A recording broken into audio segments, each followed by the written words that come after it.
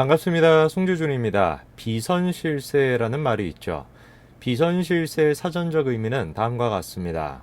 어떤 인물이나 단체와 비밀리에 관계를 맺어 실체가 드러나지 않게 권력이나 세력을 행사하는 사람. 자, 이게 바로 비선실세의 뜻인데요. 이 비선실세라고 하는 것은 그냥 대충 넘어갈 문제는 아닙니다.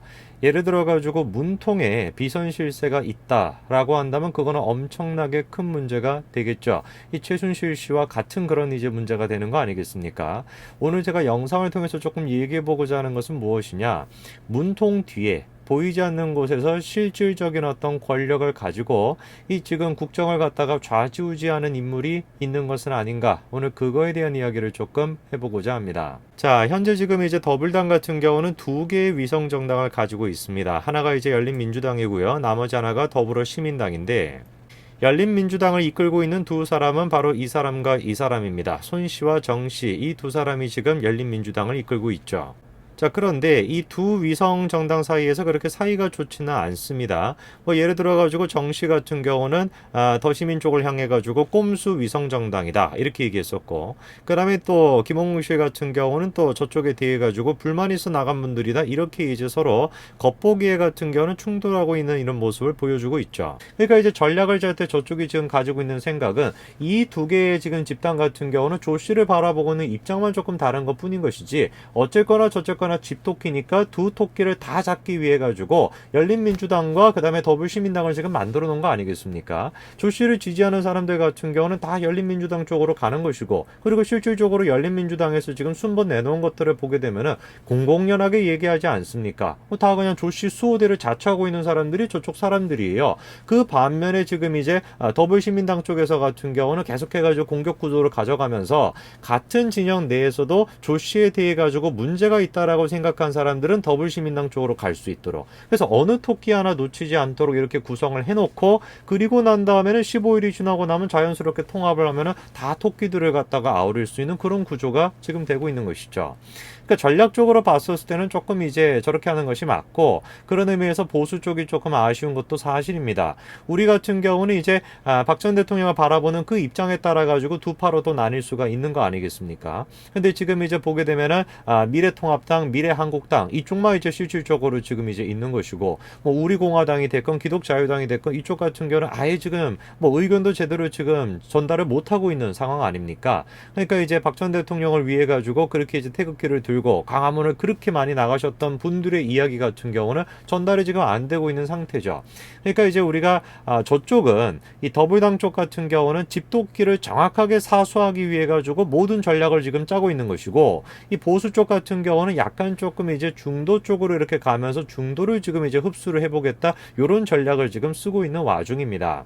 자, 여기서 우리가 한번 생각을 해봐야 되는 것이 뭐냐? 오케이, 그럼 열린민주당이 됐건 더불시민당이 됐건 15일이 지나고 난 다음에 통합을 하겠다 알겠는데, 애시당초에 그거는 사실이라는 거예요. 뭐가 사실이냐면 더불당 내에서도 이 조 씨를 바라보는 어떤 입장 자체가 비판적인 사람이 한두 명이 아니다라는 것도 분명히 사실입니다. 이 지금 약간 몇 선 이상을 한 그런 이제 중역들 같은 경우도 마찬가지로 조 씨에 대해 가지고 부정적인 입장을 분명히 갖고 있는데, 어떻게 저렇게 뻔뻔스럽다 싶을 정도로 저런 식으로 강력한 목소리를 낼 수가 있냐? 저는 그 비밀 자체가 바로 이 여자한테 있다라고 생각하는 겁니다.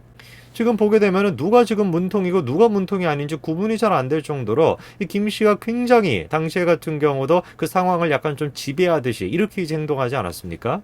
김 씨가 실질적으로 이제 문통 뒤에 있는 비선실세인 거 아닌가라고 하는 이야기는 하루 이틀 나온 얘기는 아닙니다. 제가 이제 한 기사 한 가지를 조금 소개를 시켜드릴 건데, 이제 그 중앙일보에서 나온 기사인데, 그 기사를 우리가 꼼꼼하게 분석을 해보면은 숨겨져 있는 메시지들을 몇 가지를 파악할 수 있는데요. 같이 한번 좀 보시죠. 중앙일보에서 2019년도 9월 달에 내놨던 그런 이제 기사입니다. 지금 보시게 되면은 조 씨가 읍소했나라고 하면서 의문의 48시간이라고 하는 제목으로 기사를 하나 냈는데, 자, 이 48시간 동안 무슨 일이 있었는가? 지금 이제 의혹을 갖고 있는 거는 이겁니다. 지금 두 번째 줄 끄트머리춤을 보시게 되면은 조 씨가 문통 앞에서 울면서 검찰 개혁의 명예회복 기회를 달라고 호소했다라고 하는데 사실이냐? 이게 지금 48시간의 핵심이 되는 내용이죠.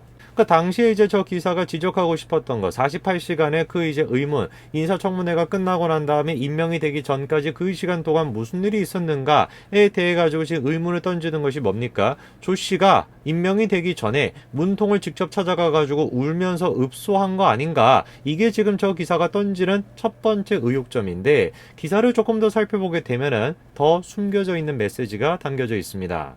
자, 7일에서 8일 사이에 긴박하게 돌아가던 그 분위기를 생각해보자라고 하면은 조 씨가 접촉했을 그 가능성을 완전히 배제하기는 어렵다라고 지금 기사가 얘기하고 있습니다. 자, 그리고 또 그 근거로서 쓰고 있는 것이 사실 무근이다라고 한다면은 부인했으면 되는 것인데 그거를 부인하지도 않았다라는 겁니다. 자, 실제로 지금 대화 내용을 좀 보시게 되면은요, 당시에 이제 이렇게 주고받지 않았습니까? 조 씨의 지금 얘기를 보십시오. 박 의원이 이렇게 물어봅니다. 임면적 문통을 만난 적 있나? 라고 했더니 갑자기 당황하면서, 네? 무슨 말씀인지. 그리고 또 박 의원이 묻죠. 청문회 후에 임명되기 전에 문통을 만난 적이 있는가? 라고 다시 물어봤더니만 이렇게 얘기합니다. 질문을 잘 들어보십시오. 임명권자인 문통을 직접 만났느냐? 이런 말인가? 무슨 말인가? 이랬더니만 박 의원이 간접적으로 만나는 것도 있나? 이렇게 지금 대묻죠. 그랬더니만 조 씨가 뭡니까? 답변 드리지 않는 게 맞다고 생각한대요. 여기서 우리가 조금 주목해 봐야 되는 점이 뭐냐면 조 씨가 되물은 그 내용 자체가 조금 의미심장하다라는 겁니다. 조 씨가 지금 뭐라고 되물은 겁니까?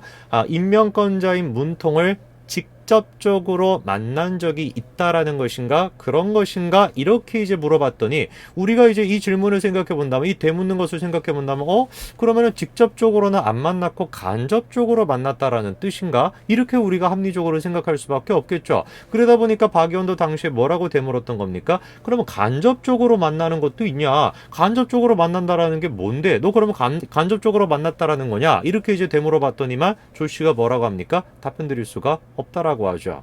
이 지금 둘 사이의 대화를 우리가 쭉 봤었을 때 생각해 볼 수 있는 합리적인 추론은 다음과 같지 않겠습니까? 조 씨가 임명 전에 문통을 만나지는 않았다라고 할지라도, 직접적으로 만나지는 않았다라고 할지라도 간접적으로 누군가를 통해 가지고 문통을 만난 것은 아닌가? 문통에게 자신의 의사를 전달한 거 아닌가? 그렇게 생각해 볼 수가 있다라는 것이고, 그 사람이 과연 그러면 누구냐? 문통을 연결시켜 줬던 그 강력한 권력을 가지고 있는 사람은 누구냐? 이렇게 지금 이야기가 흘러갑니다.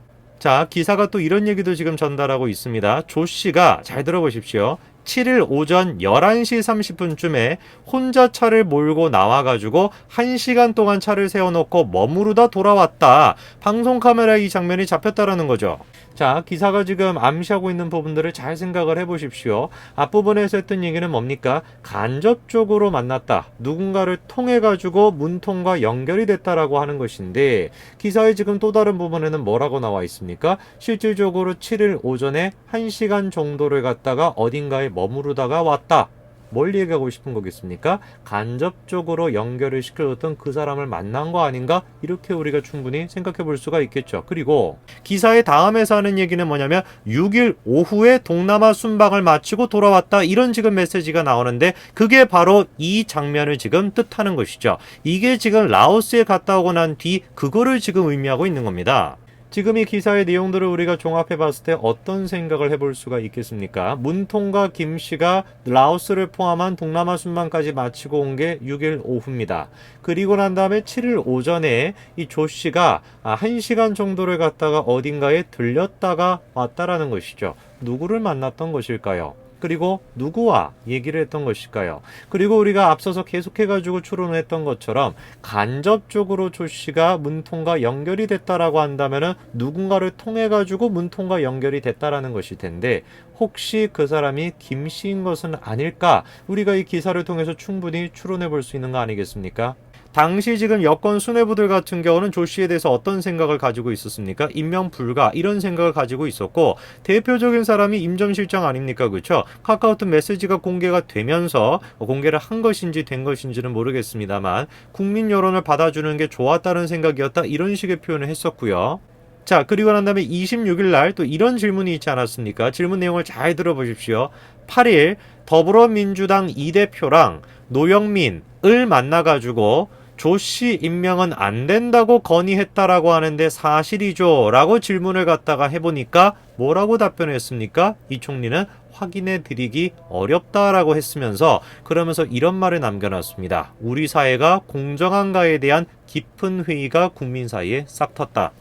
저 얘기를 우리가 들어보니까 글쎄요, 이 장면이 저는 조금 머릿속에 남습니다. 김 씨가 저 멀리 앞에서 저 지금 무리들이 오기를 기다리고 있는 이 지금 뒷모습이 굉장히 저는 좀 유의미하게 보입니다.